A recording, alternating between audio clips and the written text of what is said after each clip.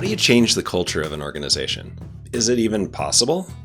In the early 1980s, FAVI was a traditional manufacturing company with a traditional manufacturing company culture.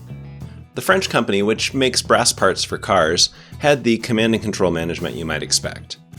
There was an adversarial relationship between factory workers and management.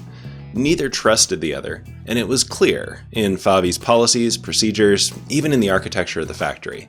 Management looked out over the factory floor from offices above. Management and factory workers had separate cafeterias. Factory workers had to check out the tools each day they needed to do their work, lest they steal them. In 1983, FAVI's ownership group brought in a new executive director, which is the equivalent of a CEO of an American company, named Jean-François Zobrist. Zobrist's experience leading other organizations had convinced him that people who feel trusted do better work. And so he set out to convince employees at FAVI that he trusted them. Now, he was fighting against decades of ingrained culture, so he knew that platitudes wouldn't do the job. His first action was to just observe for 3 months before making any changes. And this allowed him to spend time listening and really getting to know the people and understanding the many different perspectives on FAVI's culture. Then his very first official action as CEO was to brick up that window where management looked out over the factory floor. Next, he eliminated special parking spaces, cafeterias, and retreats for management. He removed the time clocks where workers punched in and out. After all, if we trust management to do good work without being tracked on their hours, why wouldn't we trust the factory operators? He removed the locks from those equipment lockers, and on and on. Zobrist sent strong signals to everyone at FAVI that trust wasn't just a platitude. He was letting his actions speak much more clearly than 1,000 impassioned speeches at company meetings could ever do. Now, it's pretty easy to get people to adopt a cultural approach that is already well understood. Say, we care about efficiency in our factory, so stay focused on your work. But when your goal is to make culture something unusual or unexpected, like at FAVI, it's not enough to just talk about it. You have to demonstrate it in a way that people will say, oh, they actually mean it. They're not just kidding around. We call that demonstration a culture signal. To understand culture signals, we need to first talk about trade-offs. You see, good culture signals aren't so much about signaling what you value as they are about signaling what good thing you're willing to give up to get what you value. We value X so much that we're willing to sacrifice Y to get it, where Y is a good thing you might expect the leader to also want. Everyone is used to hearing leaders talk about valuing customer service or quality or sustainability or safety or whatever.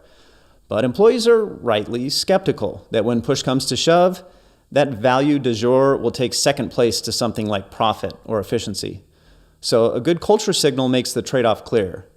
It's like Toyota saying, we value quality so much that we're willing to get worse at efficiency in the factory. So employees are expected to stop the entire assembly line if they see a defect, and we'll celebrate when that happens. Or take Zappos. The late CEO of Zappos, Tony Hsieh, gave one of the clearest examples of a culture signal in modern business. Hsieh had a strongly held belief that caring well for customers, even making emotional connections with them, was both the right thing to do and would be a significant differentiator for Zappos against other e-commerce retailers. But how to signal that? CEOs claim to value customer delight all the time. So Hsieh started celebrating outlandishly inefficient examples of customer service calls.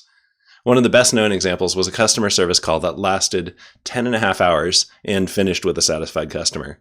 And then there was the customer service agent ordering a pizza for the caller, or sending flowers to the customer returning unused shoes from a parent who died. Surely there were hundreds or even thousands of short, efficient calls with good customer service that Hsieh could have celebrated.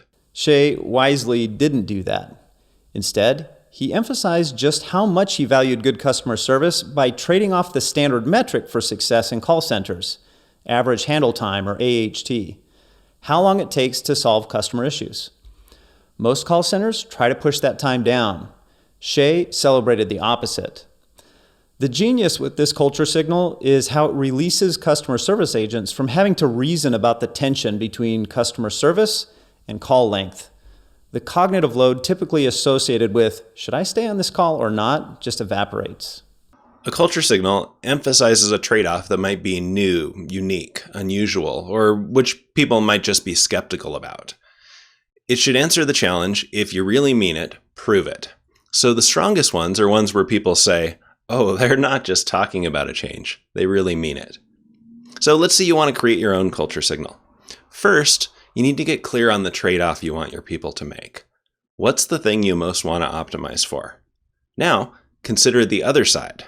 What good thing are you willing to get worse at to optimize for that other thing you want? And it needs to be a good thing.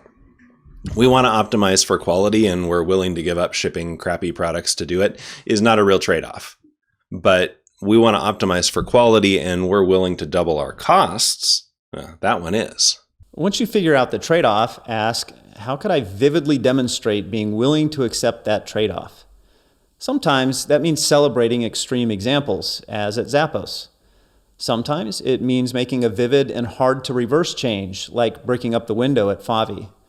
But the key move that makes a culture signal work is showing the trade-off in action, not just celebrating the favored side of the trade-off. Got an example of a strong culture signal that you've seen? Or maybe you're stuck trying to create a culture signal in your org. Either way, we want to hear from you. Share in the comments on the YouTube version of this episode, message us on social media, or shoot us an email at mailbag@humanizingwork.com.